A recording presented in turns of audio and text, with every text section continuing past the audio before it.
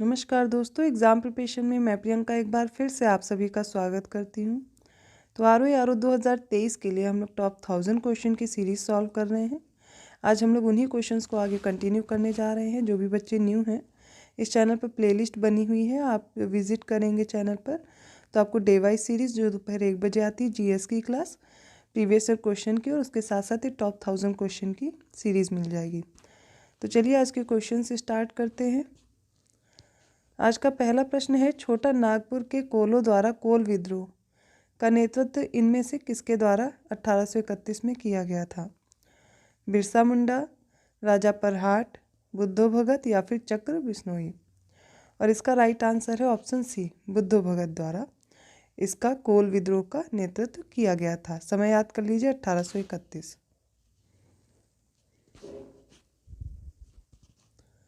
78 question है, भारतीय संविधान की निम्नलिखित में से कौन सी विशेषता अमेरिकी संविधान से नहीं ली गई है?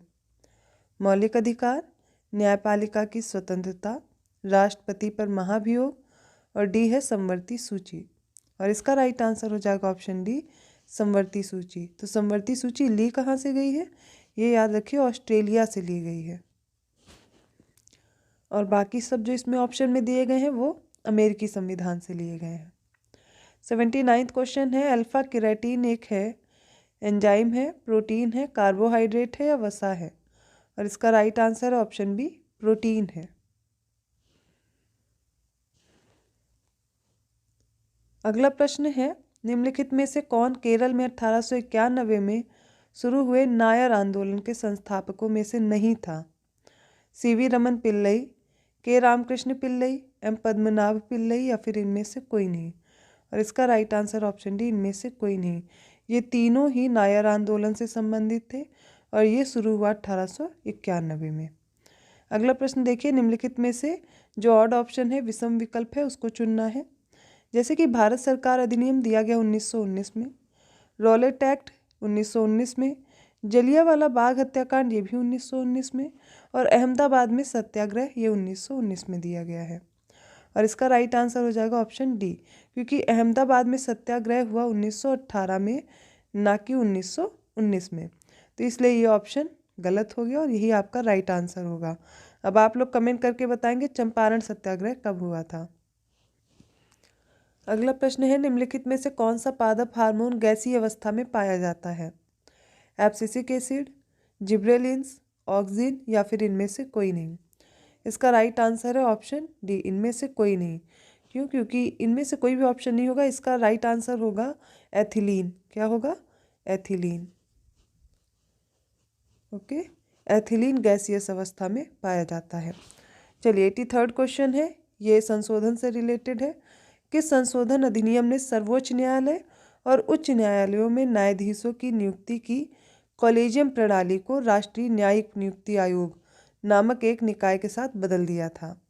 ये 99th वाला 2014 में जो संशोधन हुआ, 100वां संशोधन अधिनियम 2015, 101वां संशोधन अधिनियम 2016 या 102वां संशोधन अधिनियम 2018?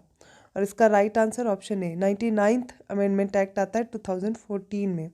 उसमें राष्ट्रीय न्यायिक नियुक्ति आयोग जो है, इस नाम से कॉलेजियम प्रणाली का नाम बदल दिया जाता है। 84th क्वेश्चन है, इंसुलिन के संदर्भ में कौन सा कथन सही है?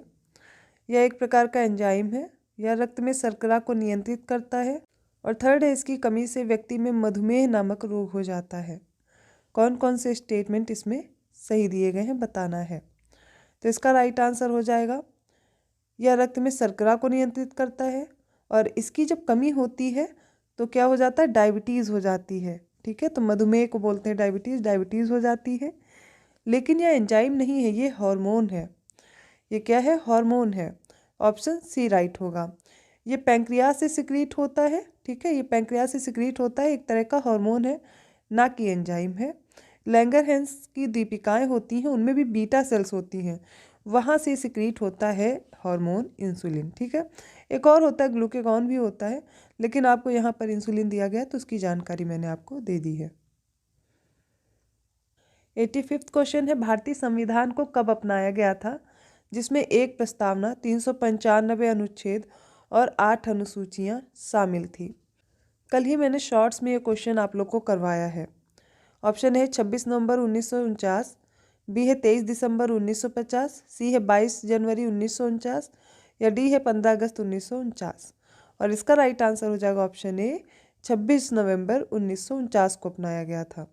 इसमें प्रस्तावना 395 अनुच्छेद और 8 अनुसूचियाँ शामिल थी। ठीक है, तो ये 26 नवंबर 1949 को हमारा संविधान बनकर के तैयार हुआ, जिसमें प्रस्तावना, अनुच्छेद और 8 अनुसूचियाँ शामिल थी। लेकिन यह लागू कब होता है? तो ये होता है 26 जनवरी 1950 को। ठीक है, अगला प्रश्न है, निम्नलिखित में से कौन सा विकल्प सही सुमेलित नहीं है? कुछ योजनाएं दी गई हैं और उनके ईयर दिए गए हैं।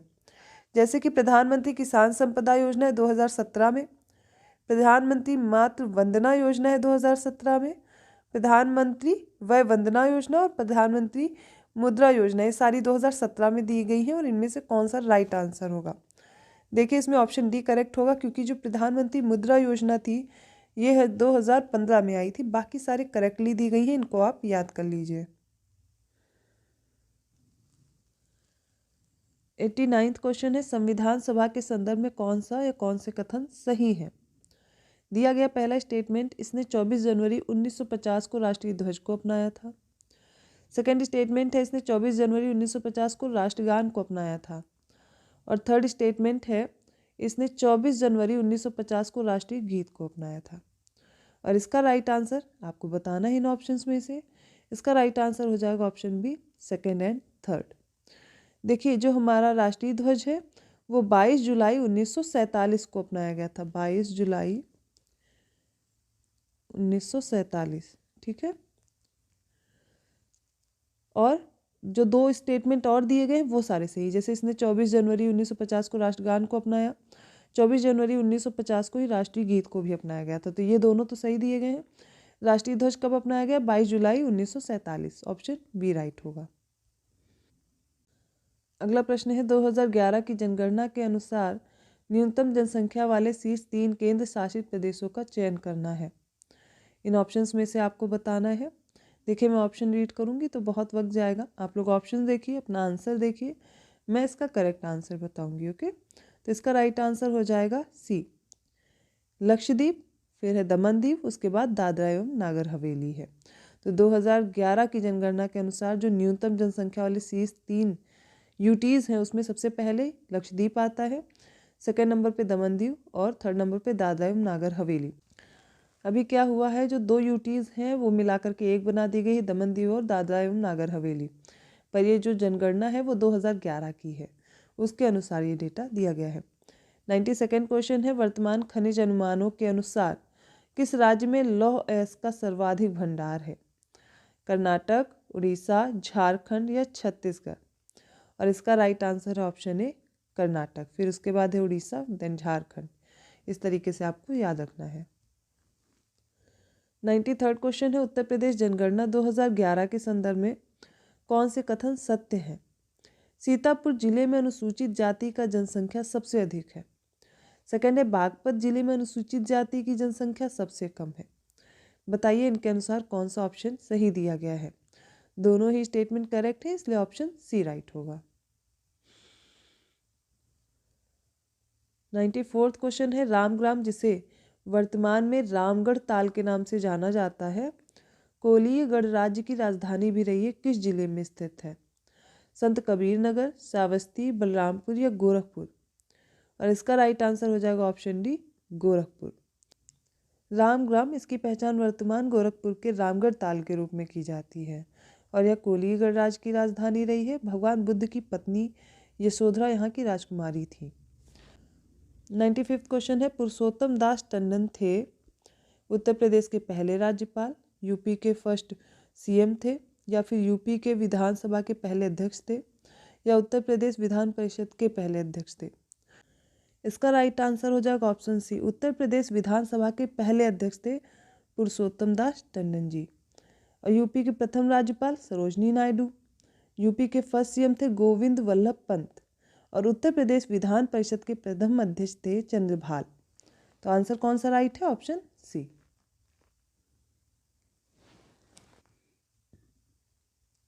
96 क्वेश्चन है, निम्नलिखित में से कौन सा उत्तर भारत का पहला मंदिर है जिसमें शिखर बनाया गया था?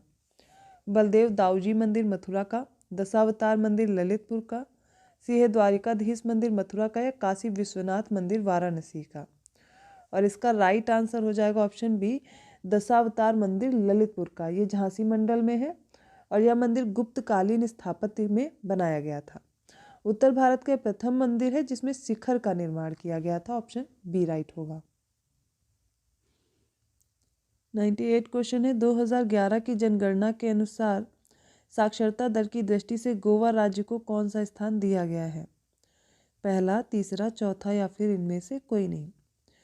और इसका राइट आंसर हो जाएगा ऑप्शन बी, तीसरा। सबसे पहले नंबर पे है केरल, फिर है मिजोरम और थर्ड नंबर पे है गोवा। 99 क्वेश्चन है, भारतीय मानक मध्याह्न रेखा निम्नलिखित में से किस राज्य से होकर नहीं गुजरती है? उड़ीसा, छत्तीसगढ़, गुजरात और आंध्र प्रदेश। इसका right answer option C, Gujarat से नहीं गुजरती। जिन राज्यों से गुजरती है वो राज्य याद कर लीजिए, यूपी, एमपी, छत्तीसगढ़, उड़ीसा और आंध्र प्रदेश। ये 5 राज्य हैं जहाँ से गुजरती है ये भारतीय मानक मध्याह्न रेखा, Indian standard meridian. Okay, C option right होगा। नेक्स्ट क्वेश्चन है, निम्नलिखित में से किसने Dalit women fear and discrimination पुस्तक लिखी है? जयशंकर प्रसाद, सुमित्रानंदन पंत, हजारी प्रसाद द्विवेदी या फिर भारतेंदु हरिश्चंद्र? इसका राइट आंसर हो जाएगा ऑप्शन ए, जयशंकर प्रसाद ने।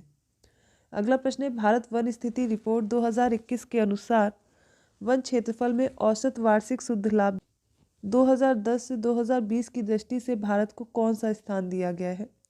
दूसरा, तीसरा, चौथा या फिर पांचवा? इसका राइट आंसर हो जाएगा ऑप्शन बी, तीसरा।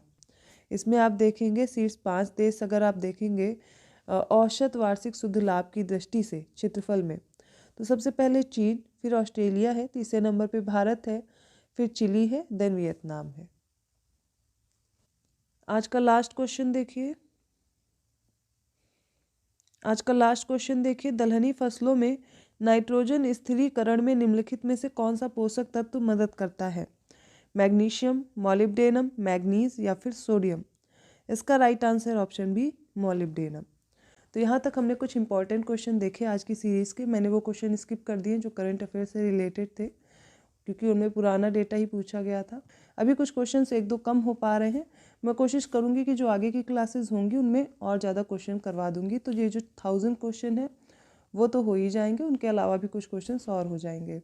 तो अभी अगर क्वेश्चन कम है तो उसके लिए परेशान मत होइए, क्योंकि मैं करंट अफेयर स्किप कर रही हूँ। तो ऐसे ही और क्वेश्चंस के साथ मैं मिलती हूँ नेक्स्ट वीडियो में। तब तक के लिए धन्यवाद।